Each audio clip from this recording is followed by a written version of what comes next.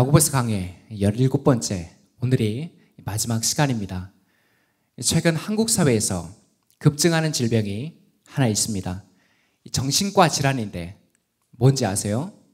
바로 공황장애입니다. 많은 분들이 착각하시는데 비행기 타는 그 공황이 아닙니다. 이 공황장애에서 공황은 이런 의미입니다. 영어로는 패닉, 곧 이 두려움이나 공포로 갑자기 생기는 심리적인 불안 상태, 심리적 불안 장애를 의미합니다. 예를 들면 이런 겁니다. 이 밤에 혼자 외진 길을 걷다가 칼을 든 강도를 만났다고 생각해 보십시오. 이때 기분이 어떨까요? 심장이 두근거리고 머리에는 식은땀이 나고 온몸은 사시나무 떨듯 떨릴 것입니다. 문제는 이러한 불안 상태가 공황장애를 겪는 사람에게는 시도 때도 없이 평상시에도 나타난다는 것입니다.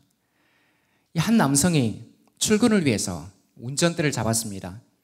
집에서 벗어난 지 한 10분쯤 됐을까요?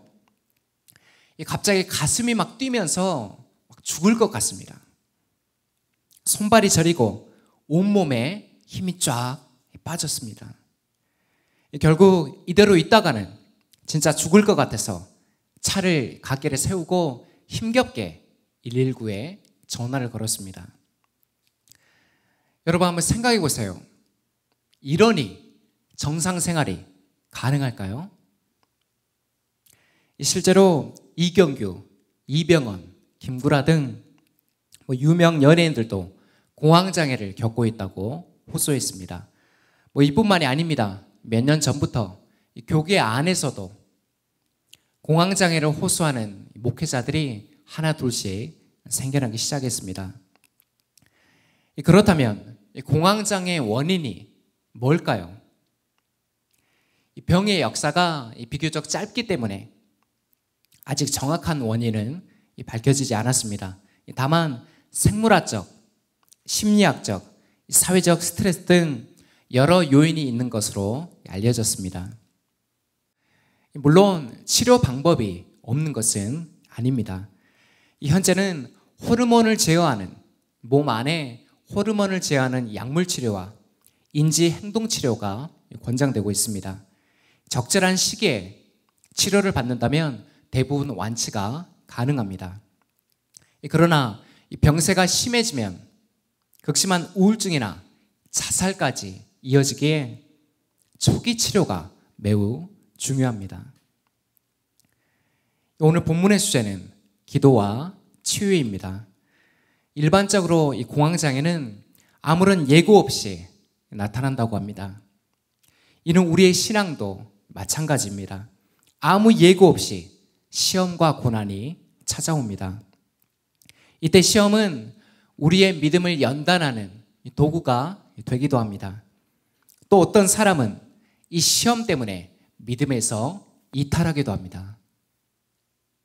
그렇다면 이러한 시험의 상황에서 대체 우리는 어떻게 해야 될까요? 오늘 야고보의 대답은 분명합니다. 여러분 가운데서 고난을 받는 사람이 있습니까? 그런 사람은 기도하십시오. 결론적으로 기도만이 시험을 이기는 능력입니다. 현재 시험 중에 어려운 고난 가운데 있는 분이 계십니까? 오늘 말씀을 통해 시험을 이기는 기도의 능력을 힘입기를 축복합니다. 시험을 이기는 기도, 첫 번째는 공동체적 기도입니다. 우리 13절에서 16절 상반절까지 함께 읽겠습니다. 시작. 여러분 가운데 고난을 받는 사람이 있습니까? 그런 사람은 기도하십시오. 즐거운 사람이 있습니까? 그런 사람은 찬송하십시오. 여러분 가운데 병든 사람이 있습니까? 그런 사람은 교회 장로들을 부르십시오. 그리고 그 장로들은 주님의 이름으로 그에게 기름을 바르고 그를 위하여 기도하여 주십시오. 믿음으로 간절히 드리는 기도는 병든 사람을 낫게 할 것이니 주님께서 그를 일으켜 주실 것입니다. 또 그가 죄를 지은 것이 있으면 용서를 받을 것입니다. 그러므로 여러분은 서로 죄를 고백하고 서로를 위하여 기도하십시오. 그러면 여러분은 낫게 될 것입니다. 아멘. 시험을 이기는 이 두 가지 길, 시험을 이기는 두 가지 길. 지난 본문부터 야고보가 설명하는 내용입니다. 기억나시나요? 맹세하지 말고 진실이 행하는 삶, 시험을 이기는 첫 번째 길이었습니다. 오늘은 그 두 번째입니다. 야고보는 연이은 질문으로 이 본문을 시작합니다. 여러분 가운데 고난을 받는 사람이 있습니까? 즐거운 사람이 있습니까? 질문은 두 가지지만 답은 하나입니다. 답이 무엇입니까? 바로 기도입니다. 물론 찬송하라는 명령도 있습니다. 즐거운 사람이 있습니까? 그런 사람은 찬송하십시오. 그러나 이 찬송도 기도와 밀접한 관련을 갖고 있기 때문에 사실상 기도의 한 형태로 볼 수 있습니다. 이어서 야고보는 교회 안에 병든 사람이 있는지를 물어봅니다. 그런데 이 특이한 점은 기도하라는 명령 대신에 교회 장로들을 초청하라는 권면이 주어집니다. 이 장로들이 해야 될 일은 두 가지입니다. 먼저 병든 자에게 기름을 바르고 이어서 그를 위해 기도해 주는 것입니다. 이 병든 자를 위한 기도는, 이 병든 자를 위해 기도해 주는 일은 오늘날과 동일합니다. 그러나 기름을 바르는 일은 우리에게 매우 생소한 장면입니다. 여기서 기름은 이 두 가지를 의미합니다. 첫째로 실제적인 의미에서 당시의 기름은 치료약으로 쓰였습니다. 뭘로 쓰였다고요? 치료약으로 쓰였습니다. 둘째는 영적인 의미로 기름은 성령을 통한 치유 사역을 상징했습니다. 그러나 이 눈에 보이는 기름보다 더 중요한 요소가 있습니다. 그게 뭘까요? 바로 공동체적 기도입니다. 이 장로들을 청하라는 권면은 그들에게 어떤 능력이나 치유의 은사가 있기 때문이 아닙니다. 이 장로는 어떠한 직분입니까? 교회 전체를 대표하는 직분입니다. 그렇게 장로들의 기도는 전체 회중, 곧 공동체적 기도를 의미합니다. 15절을 보십시오.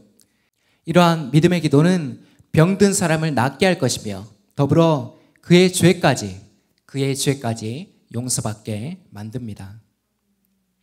결국 육체의 치유뿐 아니라 영적인 치유, 곧 하나님과의 관계까지 회복되게 하는 것입니다.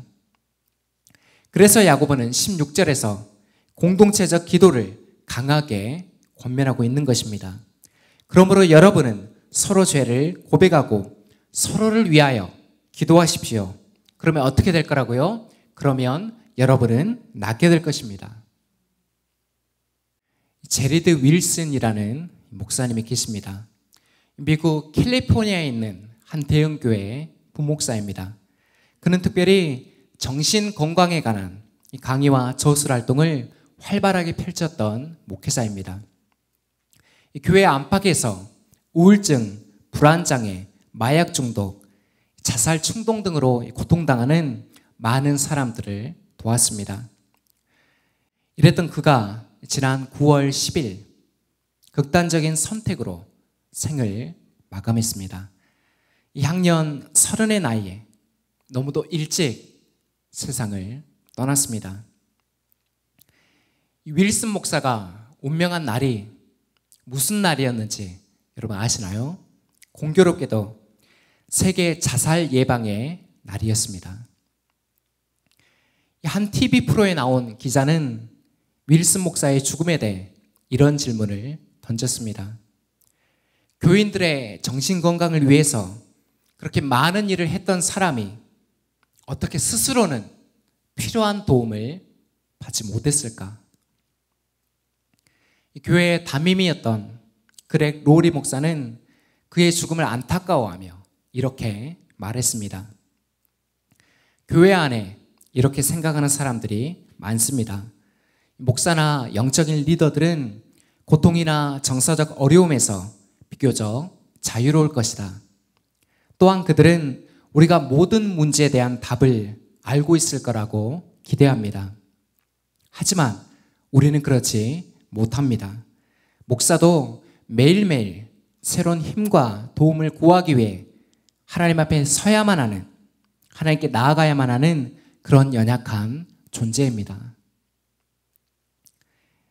역설적이게도 윌슨 목사는 교인들을 상담하고 돌보느라 정작 자신의 문제를 돌아보지 못했습니다. 실제로도 이런 경우가 적지 않은 것 같습니다. 사랑하는 여러분, 오해하지 마십시오. 목사만 힘들다고 토로하는 것이 아닙니다. 지금 이 자리에 앉아있는 모든 분들의 삶의 무게가 무겁습니다. 힘겹습니다. 재정의 문제, 질병의 고통, 관계와 정서적인 어려움이 한두 가지가 아닙니다.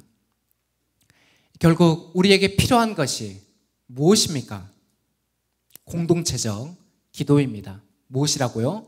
공동체적 기도입니다. 공동체적 관심입니다. 공동체적 치유입니다. 목사든 성도든 상관없습니다. 직분을 떠나서 우리는 모두 어떻습니까? 하나님 앞에서 한 마리의 양인 것입니다. 그런데 한국교회는 이러한 공동체적 기도에 별로 관심이 없습니다. 내 옆에 있는 지체가 어떻게 되든지 상관이 없습니다. 오직 개인의 기도에만, 내 기도 응답에만 지대한 관심이 있습니다. 그러나 기억하십시오. 공동체를 떠나서 우리 개인의 신앙은 존재하지 않습니다. 우리 옆에 있는 분들을 한번 쳐다볼까요? 손을 한번 잡아보십시오. 그리고 저를 따라해 주십시오. 당신이 있기에 지금의 내가 있습니다. 기쁠 때나 슬플 때나 손잡아 주셔서 고맙습니다. 앞으로도 이 믿음의 여정을 함께 걸어갑시다. 마지막으로 변함없이 당신을 위해 기도하겠습니다. 아멘이십니까? 아멘이세요? 이 공동체적 기도가 우리를 치유와 회복으로 이끌기를 간절히 소망합니다. 시험을 이기는 기도, 두 번째는 의인의 기도입니다. 우리 16절 하반절에서 18절 말씀 함께 읽겠습니다. 시작. 의인이 간절히 비는 기도는 큰 효력을 냅니다. 엘리야는 우리와 같은 본성을 가진 사람이었지만 비가 오지 않도록 해달라고 간절히 기도하니 3년 6개월 동안이나 땅에 비가 내리지 않았으며 다시 기도하니 하늘이 비를 내리고 땅은 그 열매를 맺었습니다. 아멘. 앞서 야고보는 믿음의 기도의 능력을 설명했습니다. 공동체가 드리는 믿음의 기도는 병든 사람을 일으키며 영적인 회복을 가져옵니다. 이어서 야고보의 관심은 의인의 기도로 옮겨집니다. 의인이 간절히 비는 기도는 큰 효력을 냅니다. 그런데 여기서 의인이 누구일까요? 어렵게 생각할 필요가 없습니다. 의인이란 무흠무결한, 털어서 먼지 안 나는 사람이 아닙니다. 이 성경에서 의인은 허물과 죄가 있지만 내 뜻이 아닌 하나님의 뜻을 먼저 추구하는 사람입니다. 의인이 누구라고요? 허물과 죄가 있지만 내 뜻이 아닌 하나님의 뜻을 먼저 추구하는 사람입니다. 야고보가 제시하는 의인의 모델이 누구입니까? 구약의 대선지자 엘리야입니다. 알다시피 엘리야 시대는 이스라엘이 극심한 바알 숭배, 우상 숭배에 빠져 있었습니다. 3년 6개월이라는 가뭄도 하나님의 심판으로 내려진 것입니다. 그리고 그 중심에 선지자 엘리야가 있었습니다. 엘리야의 기도로 비가 그쳤고 엘리야의 기도로 다시 비가 내렸습니다. 여러분, 이 고대 농경사회에서 비는 생명을 상징했습니다. 오늘날처럼 내리고 말고의 문제가 아니었습니다. 열왕기상 17장을 보면 이 가뭄이 계속되니까 먹을 음식이 없어서 사르밧 과부와 그 아들까지 죽게 생겼습니다. 이스라엘의 사정은 어땠을까요? 별반 다를 게 없었습니다. 여러분 한번 생각해 보세요. 그때나 지금이나 여전히 팔은 어디로 굽습니까? 여전히 팔은 안으로 굽습니다. 그러나 엘리야는 동족 이스라엘에 대한 이 값싼 연민보다 하나님의 뜻을 붙들었습니다. 동족 이스라엘에 대한 값싼 연민보다 하나님의 뜻을 붙들었습니다. 이 가뭄이 계속되면 분명 아합 왕과 이세벨이 날뛸 것입니다.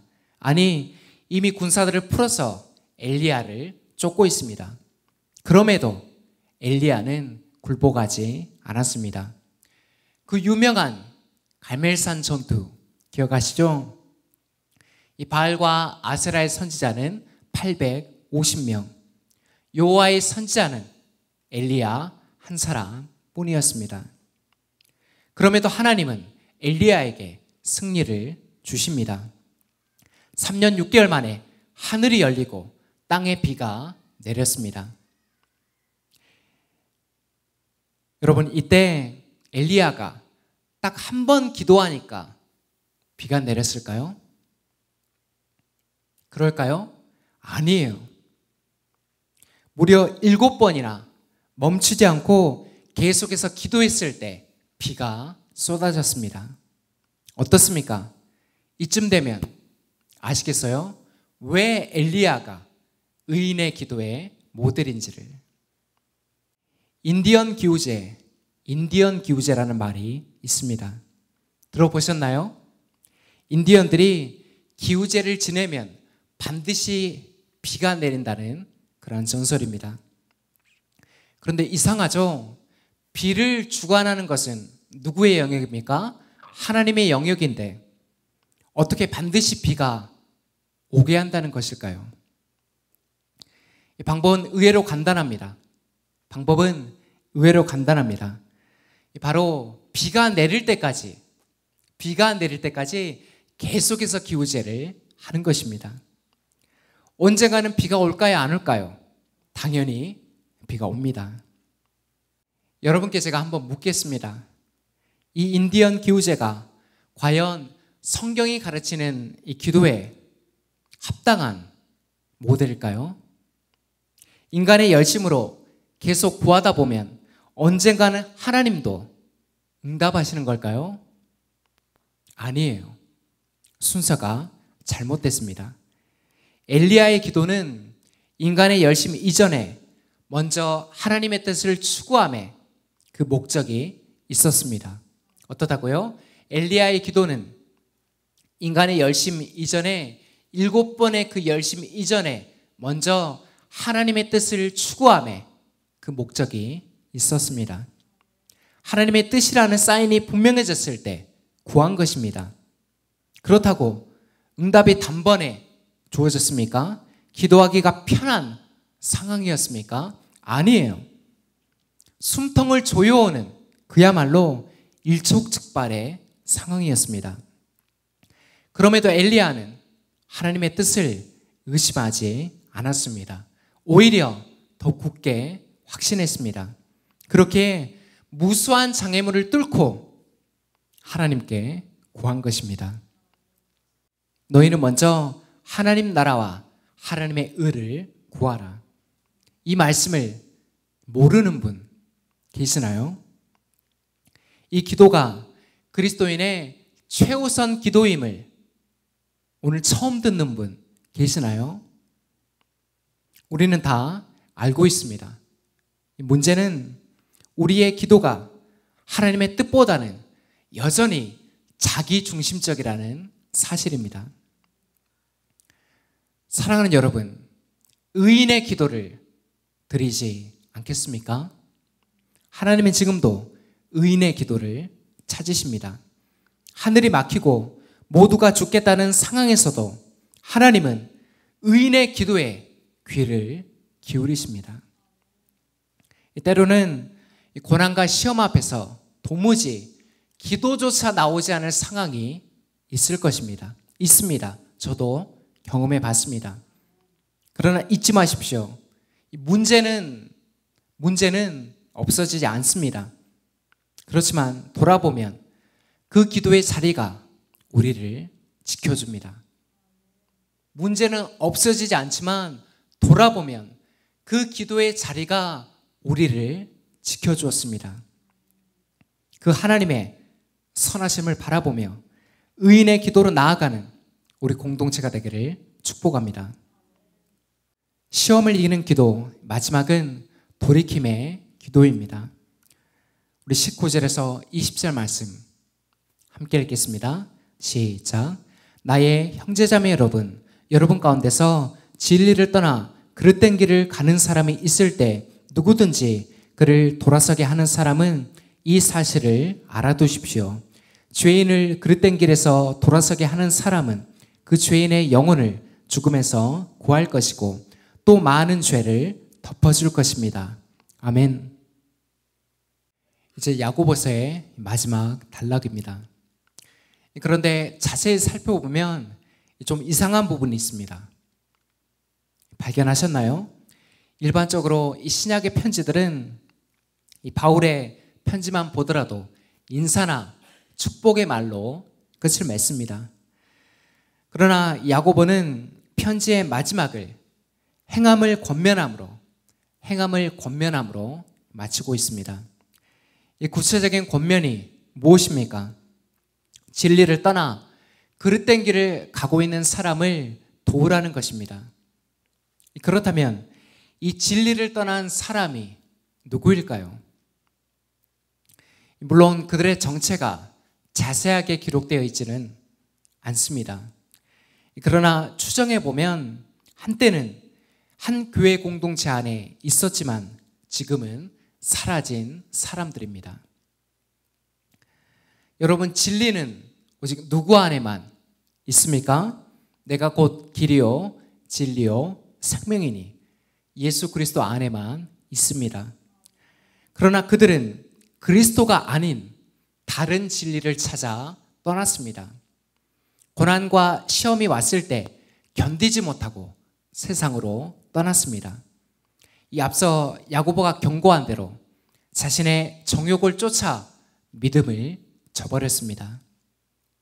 우리 팔로교회가 어느덧 올해로 24주년을 맞았습니다. 1995년 6월 양동의 한 상가에서 우리 교회가 시작됐습니다. 개척교회였지만 적지 않은 사람들이 교회를 거쳐갔습니다. 그런데 지금 와서 보면 이른바 개척 멤버는 몇 가정이나 남아있을까요? 놀랍게도 한 가정만 남았습니다. 제가 토요일에 창립 개척 사진을 보니까 우리 이예수 권사님 가정만 지금 남아있습니다. 물론 우리 시영자 권사님이나 박지영 전사님이나 역사적으로 보면 개척 멤버나 다를 바가 없습니다. 대부분이 타 지역이나 다른 교회로 이동했습니다. 다른 교회도 모두 하나님의 교회이기 때문에 문제될 것이 없습니다. 그러나 그 중에는 아예 믿음에서 떠난 분들이 있을까요, 없을까요? 있습니다. 기억나시는 분들도 계실 겁니다. 불치의 병에서 치유를 받고 교회에 나왔습니다.